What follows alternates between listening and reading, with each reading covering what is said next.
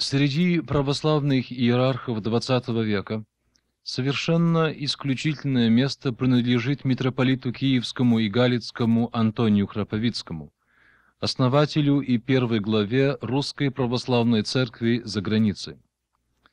Он принадлежит к числу людей, непонятых и неоцененных своими современниками, но оставивших после себя исключительное богословское наследие, запечатленное в 17-томном труде, собранном и изданном в 60-х годах в Нью-Йорке его учеником и последователем, ныне покойным архиепископом Никоном Рклицким. По единодушному мнению лично знавших митрополита Антония людей, церковь была той стихией, для которой он как бы был создан Богом. Огромную эрудицию он совмещал с пафосом пасторского служения людям, и больше, чем кто-либо из его современников, он понимал те трудности, которые испытывает человек нашего века на своем пути к Евангелию и Церкви. В эпоху синодального строя русской церкви, когда сословная система не оставляла для детей духовенства другого выбора, как поступление в духовные училища и семинарии, владыка Антоний Храповицкий смог возбудить в кадрах молодого духовенства новое вдохновение и привлечь к служению церкви людей, которые, подобно ему, по рождению не принадлежали к духовной среде. При владыке Антонии расцвело так называемое ученое монашество, из которого вышли как выдающиеся иерархи, так и блестящие богословы. Митрополит Антоний Храповицкий родился 17 марта 1863 года в дворянской семье в селе Ватагино Новгородской губернии.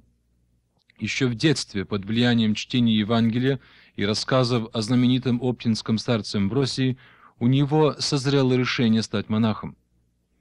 По окончании золотой медалью в Санкт-Петербурге гимназии молодой Храповицкий, вопреки желанию своих родителей, поступил по конкурсному экзамену в Санкт-Петербургскую духовную академию.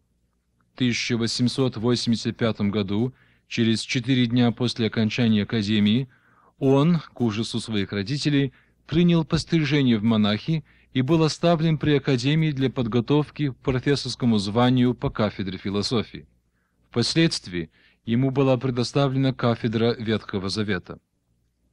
Ввиду его исключительных дарований, молодой монах Антоний после 5 лет педагогической службы к Санкт-Петербургской духовной академии в 27-летнем возрасте был назначен ректором Московской духовной академии. Эти годы, то есть с 1890 по 1895, были эпохальными в жизни Московской духовной академии. О том, каким он был ректором и о его отношении к студентам богословия, архимандрит Киприан Керн в своих воспоминаниях писал: Антоний, образованный и блестящий человек с убеждением и свежей верой и уверенностью в примате церкви и церковности над всем, получает всю полноту власти над старой школой с ее традициями, с ее тенями Филаретов, Делицына, Казанского, и вносит новый протестующий порыв против всякой схоластики, против рационализирующего протестантизма и латинизма старой бурсы, вносит струю новой жизни, струю возврата к святым отцам, к литургическому богословию, к церковной традиции. Зовет юношество, с доверием к нему тянувшееся, к иноческому подвигу, к научной работе над святыми отцами, над библейским текстом. Зовет это юношество отрешиться от всей этой уже приевшейся пресной и прогорклой отравы рационализма, позитивизма, добролюбовщины. Зовет искать интерес и смысл жизни в христианстве святых отцов, богослужении, монастырской жизни, в исповеди и старчестве. Принимает выгнанного за революцию и безверие семинариста и студента. Принимает широко раскрытыми отеческими объятиями, вселяет в это бунтующее и уже разочарованное сердце веру в самого себя, веру в Бога, веру в подлинность христианства. В Московской духовной академии архимандрит Антоний читал лекции по пасторскому богословию. В основе этих лекций мы находим веру и силу нравственного вдохновения и примера. По мысли владыки Антония, милующая пастырская любовь уподобляет священника Христу, и тогда нет границ для возрождающей силы пастырского служения. Для владыки Антония это была не теория, а сама жизнь. Вот что пишет архимандрит Киприан Керн об исповеди у владыки Антония. Владыка умел на деле показать и дать почувствовать всю силу и глубину его пастырской сострадательной любви, о которой он так замечательно писал и проповедовал. Чувствовалось совместное переживание греха не только грешника, но и самого духовника. Вся боль стыда о содеянном, все раскаяние, вся непоправимость происшедшего. Без морализирования, без нотаций, без брезгливого отношения к грешнику, а с чувством глубокого сострадания, желая помочь и с умением дать надежду на выздоровление, исповедовал митрополит Антоний. В его бытность ректором Московской духовной академии владыкой Антонием были произведены гениальные открытия в области догматического богословия. О некоторых из них рассказывает протоиерей Кирилл Фотий в своей богословской беседе. Богословское творчество митрополита Антония отмечено тем же нравственным акцентом, который был стержнем всей его жизни. Уже в своей ранней работе, озаглавленной «Нравственная идея Святой Троицы», митрополит Антоний пишет, что люди не могут составить совершенного единства, которому препятствует как физическое бытие человека, так и присущая каждому человеку самость. Бог же есть духовное бытие, свободное от ограниченностей и соединенное совершенной любовью, и потому ничто не препятствует трем лицам Божества при сохранении их личных качеств быть слитыми в едином Боге, в котором мы различаем, но не разделяем три лица. Наиболее значительным богословским произведением митрополита Антония следует признать его учение о догмате искупления.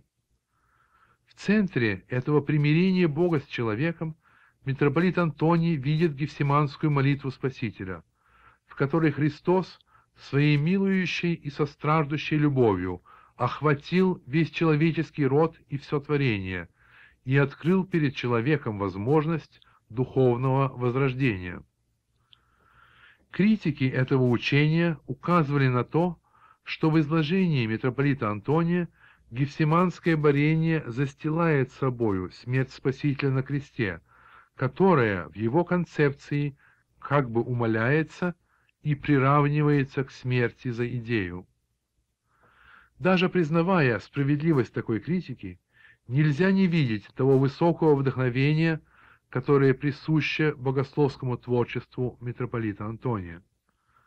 Полемизируя со Львом Толстым, отрицавшим божество Иисуса Христа, владыка Антоний утверждает, что без веры в божественное достоинство Спасителя все моральное учение Евангелия повисает в воздухе и теряет свое значение.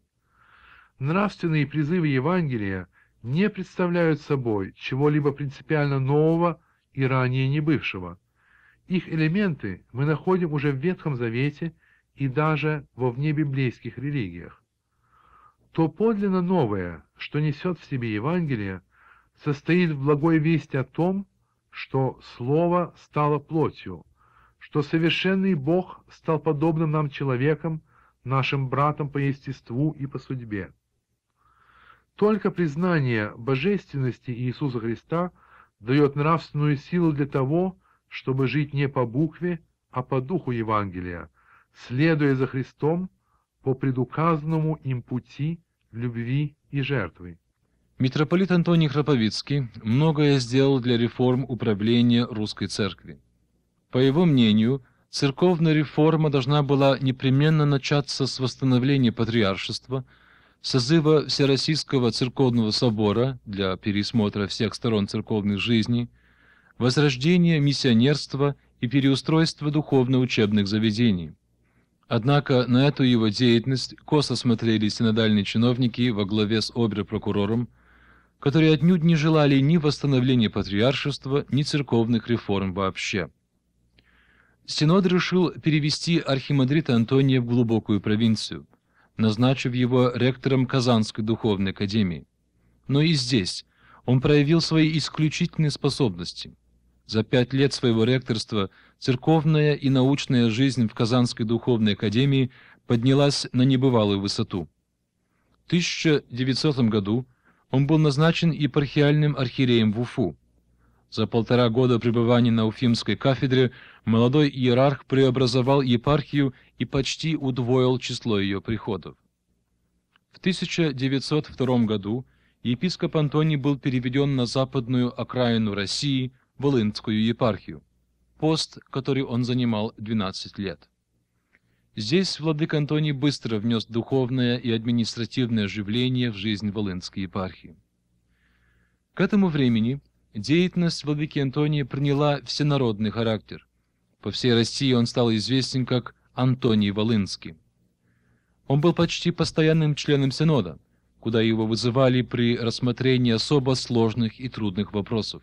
Он был одним из главных деятелей, подготовивших учреждение в январе 1906 года предсоборного присутствия для подготовки созыва Всероссийского собора. Однако выяснилось, что если будет созван собор, то он восстановит патриаршество, против чего было правительство и монаршая власть. Поэтому собор был созван лишь после революции. Тогда, при избрании патриарха, митрополит Антоний получил наибольшее число голосов членов Церковного собора. Лишь жребий сделал патриархом митрополита Тихона, а не митрополита Антония. Когда пришли к власти большевики, митрополит Антоний был вывезен за границу, где основал русскую православную церковь за границей. Об этом периоде его жизни рассказал в беседе со мной бывший управляющий делами синодальной канцелярии заграничной церкви, нынешний епископ Григорий Граббе. Митрополит Антоний оказался во главе заграничной церкви просто по воле Божьей. Во время гражданской войны в Крыму он одно время отсутствовал.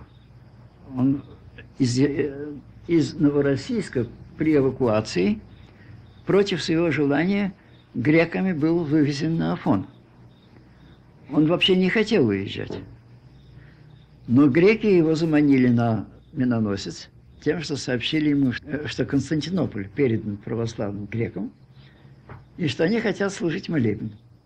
И вот когда он приехал на миноносец, то только там он узнал, что на самом деле его вывозят из России. И он жил на Афоне. В общем, его желание было вообще там остаться. Но генерал Врангель просил его приехать в Крым. И он приехал в Крым. Но вскоре после этого произошла там катастрофа, и он на корабле великий князь Александр Михайлович приехал в Константинополь.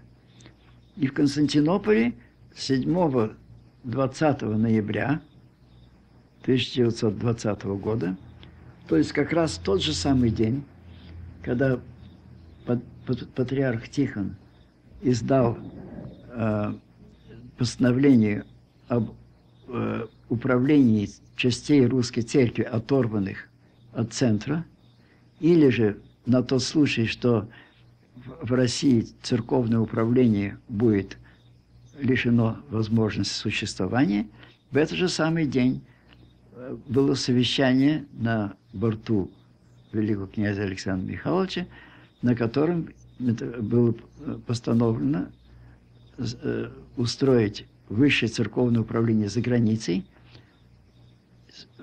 имея в основе то высшее церковное управление, которое существовало на юге России. Это было сделано с разрешения Константинопольской патриархии. Потом возник вопрос, а где же иметь центр? Все-таки иметь центр в Константинополе было неудобно, и стали искать, не делать ли его, может быть, в Западной Европе. Митрополит Антоний поехал в Европу. Был в Болгарии проездом, потом был в тогдашнем королевстве сербов, хорватов и словенцев. И там, по предложению патриарха Дмитрия и короля Александра было решено, что высшее церковное управление за границей будет находиться в Сремских Карловцах, недалеко от Белграда. Туда и приехал митрополит Антоний, и вслед за ним приехали другие некоторые епископы, и в 1921 году в Сремских Карловцах был первый собор заграничный с участием не только епископов, но и избранных представителей клира и мирян. Тут и было положено основание для управления всеми церквами русскими в разных странах, и в том числе и церквами на Дальнем Востоке, который еще не был занят большевиками. Было нетрудно всех объединить, потому что митрополит Антоний пользовался таким большим авторитетом среди всех епископов, и они охотно отозвались, и не было ни у кого из них сомнений в том, что, конечно, заграничную церковь должен возглавлять никто иной, как только он, как старейший из всех русских епископов. Дальнейшее устройство было довольно трудно, потому что довольно скоро начались и центробежные движения в церкви, но митрополит Антоний продолжал всегда стараться проявлять, возможно, больше любви для объединения людей, и, несмотря на трудности, все-таки русская зарубежная церковь продолжала существовать и существует до сих пор. Мой собеседник, епископ Григорий Грабе, в течение многих лет лично знал митрополита Антония Храповицкого. По моей просьбе он вкратце рассказал, каким он его помнит. Митрополит Антоний был человек, прежде всего, невероятно большой любви к людям. Любви и сострадания к ним. Когда он был в России, еще я знаю это по воспоминаниям в Почаевской лавре, то он почти все свое содержание раздавал нуждающимся и в особенности студентам. Он был человек постоянной молитвы, но вместе с тем он был человеком очень остроумным, ценил остроумие, и поэтому разговор с ним никогда не был слишком тяжел для кого бы то ни было. Он был невероятно предан России. Когда он говорил об революции, об страданиях, которые обуревают Россию в настоящее время, то он постоянно плакал. Без слез говорить о страданиях русского народа было ему трудно. В богословии основная черта его была ясность выражения, глубокая вера в церковь, ее единство, в то, что все, что в церкви есть, все то и заслуживает нашей веры и всегдашнее исполнение. Но вместе с тем его острая мысль проникала во многие догматы и способствовала их уяснению. Он очень был живой в смысле своих интересов, поэтому немало внимания он уделял как будто бы и светской литературе. Например, он очень любил и много читал и изучал Достоевского, писал много в ответ на труды Владимира Соловьева, очень хорошо знал русскую литературу вообще и следил за новейшей литературой тоже. Вообще он отличался большой живостью ума и всегдашним интересом ко всему окружающему. Митрополит Антоний Храповицкий закончил свой жизненный путь изгнанником в Югославии в 1936 году. Окончим наш отшик словами известного церковного историка Антона Карташова, который в письме митрополиту по случаю 50-летия его пребывания в священном сане, в частности, писал: «Вы человек с душой огромного, почти сверхчеловеческого калибра. Дело не в талантах только ума и культуры, а в чрезвычайной широте и зоркости сердца, властно охватывающего людей подобно тому, как охватывает их родительская любовь, мать природа, сила красоты или сила церковного богослужения. Взирая на пламенеющий костер любви в вашем широком святительском сердце, я не могу не лобызать его с дерзновением духовного сына, укрепляемого вашим влекущим образом всецелой преданности Господу Иисусу Христу и Его Святой Церкви в плоти нашего русского родного православия».